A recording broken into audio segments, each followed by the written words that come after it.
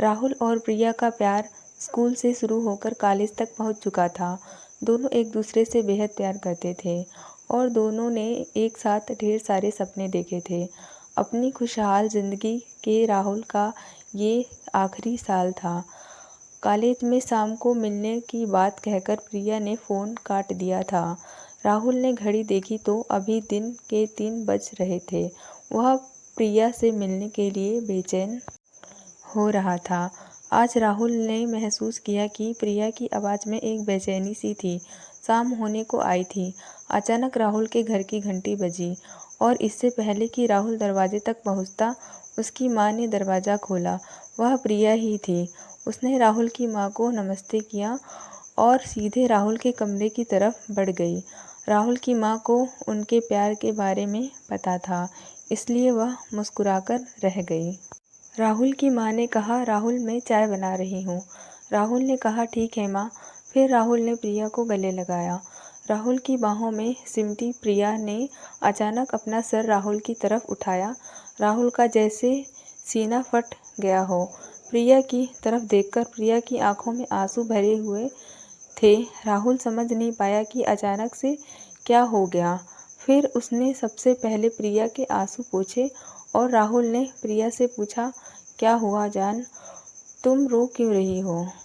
इतना सुनते ही प्रिया जैसे और टूट गई और बिना आवाज़ के वह और रोने लगी।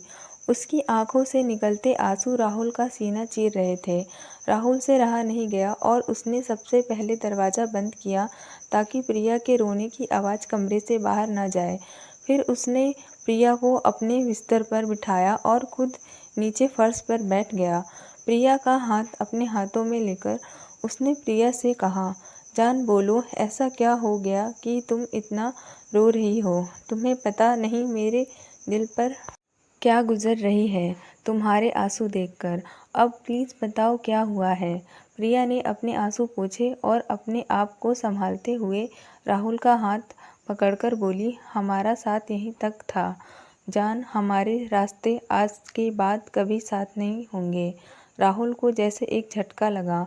उसने प्रिया के हाथ को कस के पकड़ा और बोला, क्या पागलों जैसी बातें कर रही हो? तुम होश में तो हो ना?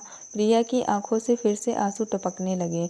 उसने राहुल को अपने पास बिस्तर पर बिठाया और उसका हाथ पकड़कर बोली, जान अब मैं किसी और की पत्नी बनने जा रही हूँ।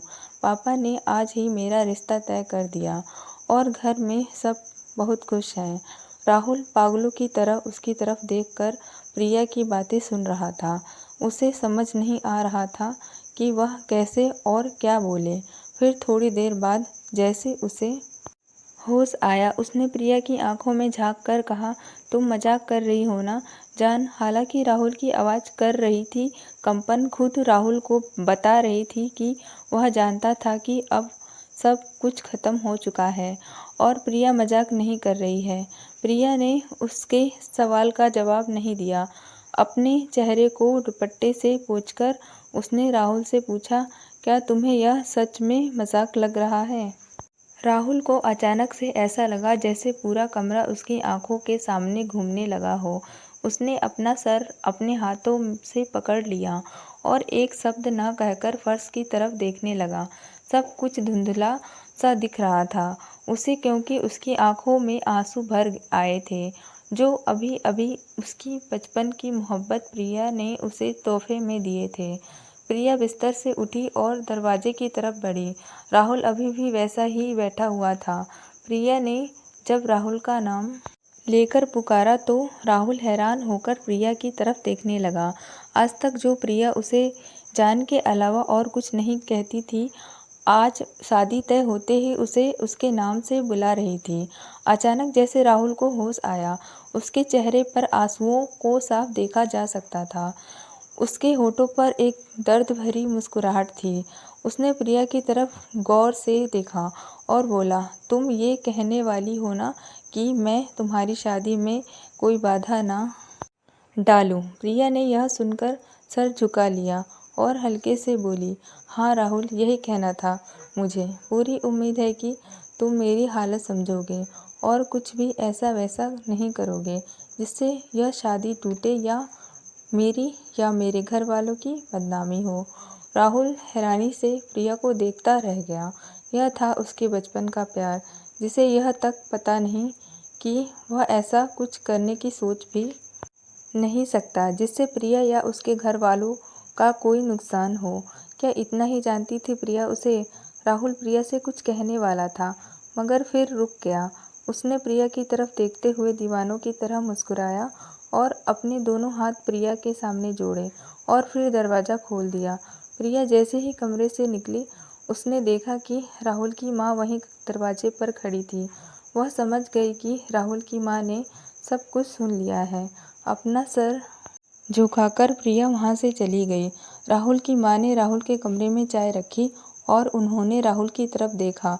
उसकी माँ बेटे का दर्द देख ना पाई और बिना कुछ कहे कमरे से निकल गई। फिर राहुल ने चाय के कप को देखा। चाय से निकलती भाप उसे अपने जख्मी दिल के धुएं की तरह लगी। उसे प्रिया का चेहरा याद आ रहा था। प्रिया के आंसू अब उसे नकली से लग रहे थे और प्रिया के चेहरे पर शादी तय हो जाने की खुशी अब वह याद कर पा रहा था। राहुल का सिर्फ दिल ही नहीं, भरोसा भी टूटा था। उसने कमरे से बाहर देखा तो अंधेरा बढ़ने लगा था, बाहर भी और उसकी ज़िंदगी में भी। राहुल की आंखों से फिर से आंसू गिरने लगे। उम्मीद है कि आपको यह कहानी पसंद आई होगी। अगर कहानी पसंद आई तो हमें कमेंट करके ज़रूर बताइए।